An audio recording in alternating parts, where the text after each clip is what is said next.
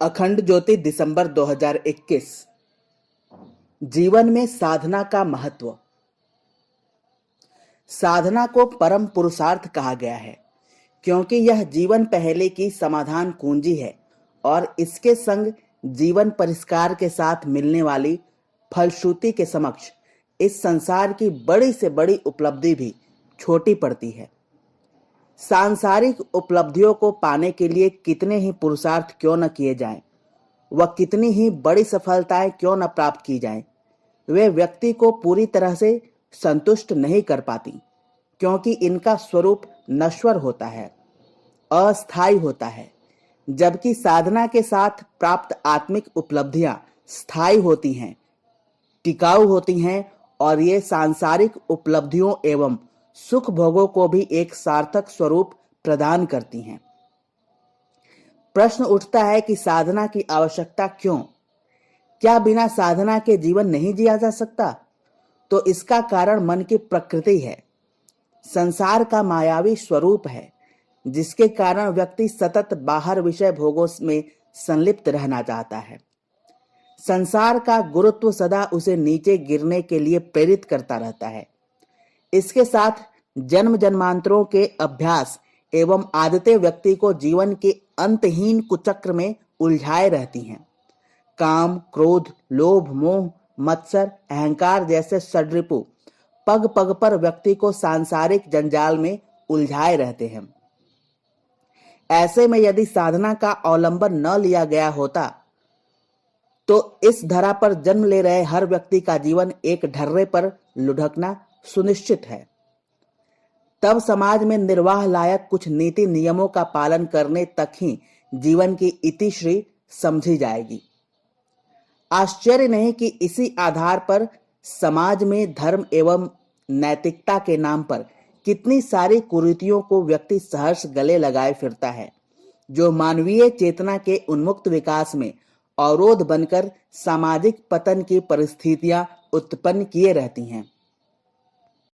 ऐसे में बिगड़ैल मन, दूषित प्राण एवं कुसंस्कारों से जकड़े चित्त को लिए व्यक्ति किसी भी तरह से जीवन की गाड़ी को ढकेलता रहता है।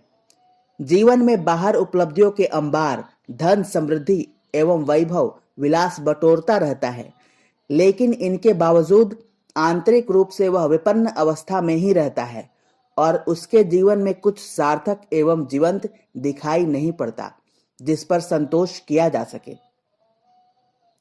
ऐसे में व्यक्ति का मानवीय गरिमा से गिरना स्वाभाविक है, एक प्राकृतिक घटना है और यह पशुओं की अपेक्षा मानव में और अधिक सहज एवं खतरनाक ढंग से घटित होती है, क्योंकि उसमें बुद्धि का अतिरिक्त तत्व विद्यमान है जो अपने शातिरपन के कारण उसे और घातक बना देता है। पशु तो एक सीमित दायरे में ही क्षति पहुंचाने में सक्षम होते हैं, लेकिन मनुष्य तो गिरने पर असुर, पिशाच एवं दैत्य के स्तर पर गिरकर स्वयं की दिव्य संभावनाओं से स्खलित होने के साथ समाज एवं परिवेश में भी दुख, अशांति एवं आतंक का वातावरण खड़ा करते हैं। इस स्थिति से उबरने एवं इस अवस्था से ऊपर उठने की शक्ति, सामर्थ्य केवल जीवन साधना ही प्रदान करती है। दुर्दांत दैत्यों, अपराधियों से लेकर वासना में लिप्त पतितों का उद्धार इसी आधार पर संभव हुआ है। इतिहास के पन्ने इसकी गवाही देते हैं। हालांकि इनमें किसी समर्थ की कृपा का महत्व सदा रहा है, लेकिन अंततः वैयक्तिक साधनात्मक पुरुषार्थ के बल पर ही वे अपने जीवन का कायाकल्प एवं उद्धार करने में सक्षम हुए तथा एक सार्थक एवं प्रेरक जीवन जी सके। बिगड़े मन को ठीक करते हुए, विकृत प्राण को शुद्ध करते हुए इन्हें ऊर्ध्वमुखी गति देना कोई सरल सहज कार्य नहीं। इसके लिए अधिक सजग सचेष्ट रहने एवं अतिरिक्त पुरुषार्थ करने की आवश्यकता होती है, जिसे जीवन साधना कहा जाता है। इसमें अपने ही मन की चंचलता एवं स्वार्थ अहंकार की मायावी कुचालों को समझते हुए और गहन स्तर पर स्वयं का परिष्कार करते हुए, अपनी क्षुद्रता को परिमार्जित करते हुए अस्तित्व को व्यापक आयाम दिया जाता है। परम पूज्य गुरुदेव ने अपने जीवन में अध्यात्म के वैज्ञानिक एवं व्यावहारिक प्रयोगों के आधार पर जीवन साधना के सरल एवं प्रभावी सूत्रों को दिया है, जो प्रातः आत्मबोध से शुरू होकर रात को तत्वबोध तक व्यक्ति का मार्गदर्शन करते हैं। साथ ही उपासना, साधना एवं आराधना के अंतर्गत संयम, स्वास्थ्य, सेवा और तप के व्रत बंधनों में स्वयं को बांधते हुए जीवन को ऊर्ध्वगामी दिशा देते हैं। संयम से ऊर्जा का संरक्षण होता है। स्वाध्याय अपने अस्तित्व की श्रेष्ठ संभावनाओं के साथ हठीले कुसंस्कारों एवं विकृत दृष्टिकोण से परिचय करवाता है और तप इनका परिशोधन करते हुए चित्त शुद्धि की दुर्धर्ष प्रक्रिया को संपन्न करता है, जिससे व्यक्तित्व को मनचाहे रूप में ढाला जा सके। इसके लिए युद्ध स्तर पर कार्य करना पड़ता है। इनके विरुद्ध एक तरह का धर्म युद्ध छेड़ना पड़ता है। इस तरह साधक जीवन के रण क्षेत्र में अर्जुन बनकर आंतरिक महाभारत में प्रवृत्त होता है। भगवान श्री कृष्ण के रूप में सद्गुरु को जीवन रथ का सारथी बनाते हुए साधना समर का साक्षी बनता है और जीवन को एक सार्थक निष्कर्ष की ओर ले जाता है।